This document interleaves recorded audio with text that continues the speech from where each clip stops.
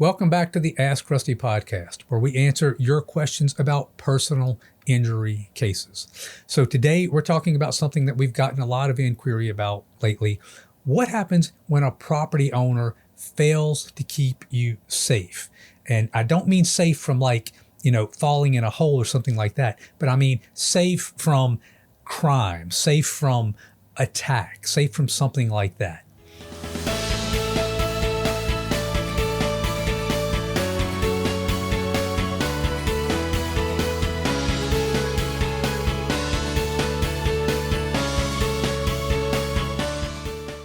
So this falls under what is called negligent security. What is negligent security? As a basic concept, it's part of what's called premises liability law. That just means a property owner's obligation to keep you safe. And under negligent security, they have to provide adequate security when it is foreseeable that a crime might occur due to there not being sufficient protection there. Now, we're talking about a difference between the criminal act itself that happened and the property owner's obligation to protect you from that criminal act. Say, for example, like in New Orleans in 2021, there were 218 murders. Now, a lot of those didn't happen on some commercial property, but some of them did, right? Some of them might have happened in a hotel or a restaurant or some other business where the owner of the establishment had an obligation to provide a safe environment for its customers, for its patrons. There's criminal obligations that the person who committed the crime has. Then there are civil obligations. And under civil obligations, you can be compensated for the injuries that you sustain. Let's talk about the different types of duties that a business owner or a company might owe to their visitors. So you have guests, you have tenants, like if you're in an apartment, and that might be slightly different. People who are customers coming to buy, and maybe people who are trespassing. You're obviously going to have less protections. So what is reasonable in the terms of what this company's obligation is to protect you?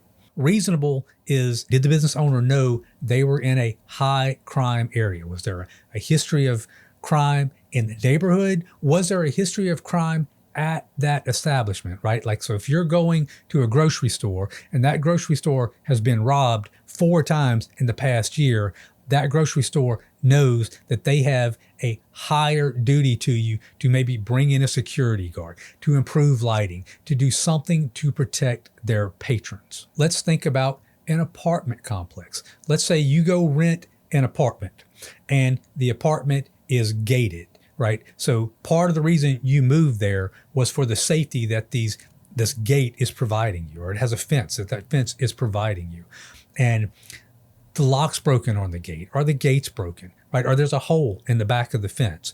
Well, the apartment complex has a duty to fix those types of items, specifically to prevent people from coming in and harming you, for people from coming in and maybe stealing your things, or worse, like injuring you in the midst of some sort of a violent crime. That is a classic negligent security case. So what do you need to prove in a negligent security case? And there are 4 essential elements that you're going to have to establish. One is that the property owner had a duty to provide some protection to you, right? That they knew that they were in a high crime area. They knew about the broken gates. They knew their cameras were broken, knew that they needed security guards, right? So that not only did they have this duty, but that they have breached this duty to provide a safe environment for you. Obviously, you're going to have to prove that you were injured.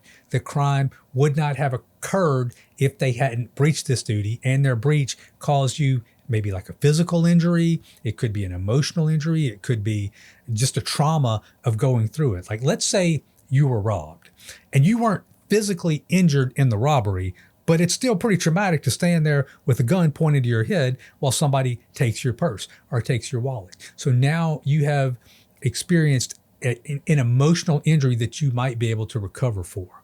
You know, I had a woman call me one time, and she had rented a hotel room in New Orleans, her and her husband was out, and she was in the shower. And this was a very nice hotel. Like, you would feel safe in this hotel. And while she was there, an outside maintenance company came in went to the front desk, and the front desk gave the maintenance person a key to her room.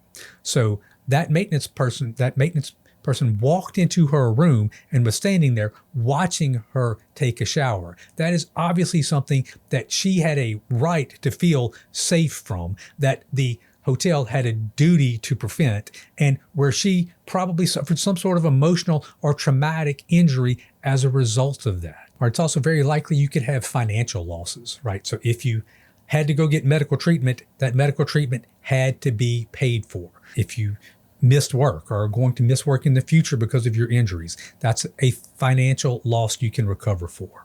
So let's talk about the evidence that you might need. If there was a crime involved, you're going to want to get the police report. Hopefully they caught the perpetrator. That is going to make your case at least somewhat easier, right? If that person was prosecuted for what they did, but you're going to want to get that police report. You're going to want to get the video evidence if it exists. Contact that merchant as soon as possible because video evidence has a way of disappearing. So most of these merchants have a system that overwrites every 3 days or every week or something like that. So you want to send them a letter, we call it a spoliation letter, as soon as possible saying, hey, you need to hold on to that video because I'm going to need it. Now, that doesn't mean they're going to give it to you right at that point, but you will be able to get it later through legal processes if it still exists. You have to make sure it still exists. Also, you are likely going to need some sort of an expert in providing a secure environment. So if we go back to our grocery store environment, this might be as simple as somebody who can come in and say, look, I managed grocery stores for 30 years. I know if I had seen these 5 complaints in the past 2 years that we would have needed more security in our grocery store. But you're going to need somebody to come in and support your claim that this merchant had an obligation to do more, that they had a reason to know they weren't providing you with a safe environment, and that they had an obligation to do more to provide this safe environment. Something else you're going to want to keep in mind is the concept of comparative fault. So Louisiana is a comparative fault jurisdiction. That means when a case goes to trial, the jury has to assign 100% of fault between the parties. So obviously, they're going to want to say that the person who committed the crime is 100% at fault for your injuries. However, the property owner can still be 100% at fault for not providing a safe environment, assuming that you're able to establish that they knew or should have known that this was going to happen or very likely to happen, right? However, if you participated in causing the problem, this can seriously affect your ability to recover. So let's say, for example, you went into a bar and it was a bar that was known to have lots of fights. And you went into that bar and you started a fight and got injured, you're going to have a very hard time recovering against the bar owner for negligent security because their defense is going to be, well, wait a minute, this wouldn't have happened if you would not have come in and started the fight.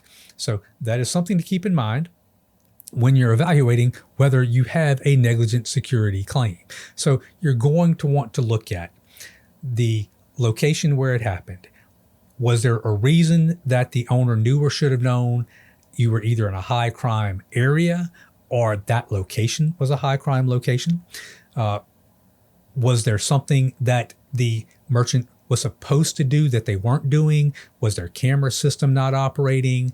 Was their lighting not working correctly? Should they have had more security guards? Should they have had more warnings, right?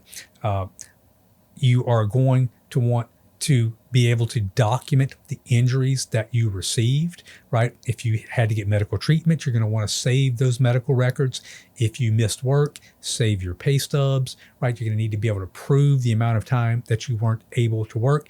And you're going to need, again, probably through expert testimony, somebody to come in and support the claim that this business knew or should have known they were supposed to do more, didn't do it. Because they didn't do it, you suffered these injuries and now you have these losses. When should you speak with an attorney about your negligent security case? Probably very early on. These are very tricky cases, right? The hotel owner, the grocery store, the restaurant owner, they're not going to step up and just do the right thing. When they turn it over to their insurance company is not just going to step up and do the right thing. They are immediately going to start thinking of what they can do to avoid liability for this claim, right?